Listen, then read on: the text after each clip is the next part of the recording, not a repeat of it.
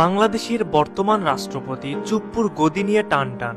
এর মাঝেই খবর এলো বাংলাদেশের নতুন রাষ্ট্রপতি হতে যাচ্ছেন ডক্টর কর্নেল অলি আহমেদ। আসুন জেনে নেই কে এই ডক্টর কর্নেল অলি আহমেদ, কি তার পরিচয় এবং কেনই বা তাকে বাংলাদেশের রাষ্ট্রপতি করা হবে। ডক্টর কর্নেল অলি আহমেদ 13 মার্চ 1939 সালে জন্মগ্রহণ করেন। অলি আহমেদের পৈতৃক বাড়ি চট্টগ্রাম জেলার চন্দনাইশ উপজেলার চন্দনাইশে। তার বাবার নাম আমানত সাফা এবং মায়ের নাম বদরুন্নেসা। তার স্ত্রীর নাম মমতাজ বেগম। ডক্টর কর্নেল অলি আহমেদের 2টি কন্যা সন্তান এবং 2টি পুত্র সন্তান রয়েছে। 1971 সালে অলি আহমেদ কর্মরত ছিলেন পাকিস্তান সেনাবাহিনীর 8ম ইস্ট বেঙ্গল রেজিমেন্টে।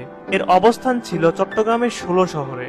25 মার্চ মধ্যরাতে ঝাঁপিয়ে পড়েন মুক্তিযুদ্ধে। স্বাধীনতার পর তিনি বাংলাদেশ সেনাবাহিনীতে কর্নেল পদে উন্নীত হয়ে অবসর নেন। পরে রাজনীতিতে যোগ দেন। বর্তমানে তিনি বাংলাদেশের রাজনৈতিক দল লিবারেল ডেমোক্রেটিক্স পার্টির সভাপতি। মুক্তিযুদ্ধে ডক্টর কর্নেল অলি আহমেদের ভূমিকা ছিল অপরিসীম। কর্নেল অলি আহমেদ বাংলাদেশের একজন প্রথম সারির মুক্তিযোদ্ধা।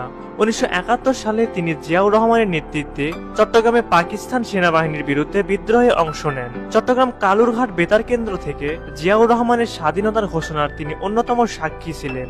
স্বাধীনতা যুদ্ধে অসীম সাহসিকতার জন্য বাংলাদেশ সরকার অলি আহমেদকে বীর বিক্রম খেতাব প্রদান করে। স্বাধীনতার পর অলি আহমেদ বাংলাদেশ সেনাবাহিনীতে কর্নেল পদে উন্নীত হন। জিয়াউর রহমান বিএনপি গঠন করলে তিনি সেনাবাহিনীর চাকরি ছেড়ে রাজনীতিতে যোগদান করেন। তখন তার আরো 9 বছর চাকরি ছিল। 1991 সালে বিএনপি সরকার গঠন করলে যোগাযোগ মন্ত্রী হন অলি আহমেদ। যমুনা সেতুর কাজ তার সময় শুরু হয়। দীর্ঘকাল বিএনপির রাজনীতিতে যুক্ত থাকার পর 2006 সালে 26 অক্টোবর তিনি সাবেক রাষ্ট্রপতি AQM বদরুজ্জোহা চৌধুরীর সাথে লিবারেল ডেমোক্রেটিক পার্টি গঠন করেন। সুপ্রিয় দর্শক, আপনারা কে কোথা থেকে দেখছেন অবশ্যই কমেন্ট করে জানাবেন।